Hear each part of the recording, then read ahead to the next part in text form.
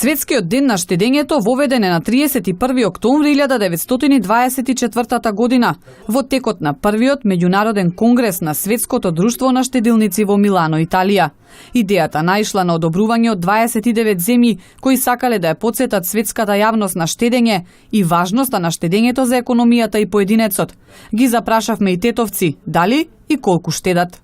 Секако дека е добро да се штеди и таа варијанта што ја рековте дали дома или во банка, кој како може, во кои можности, али двете се варијанти во ред. Зашто како дојде времето, многу е проблем со парите и најубаво да се некако створат некои услови за да имаш во некои што викаат полоши моменти да можеш да ги искористиш. Најбоље е дома да штедиш.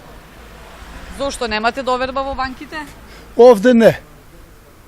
На двор да, али овде не. Дома подобре. Зошто? Тоа ќе немам поверење. По повод денешниот ден, Сдруженијето на банкарство во Македонија одржа седница на која беа доделени признанија на најдобрите службеници во банките и штедилниците.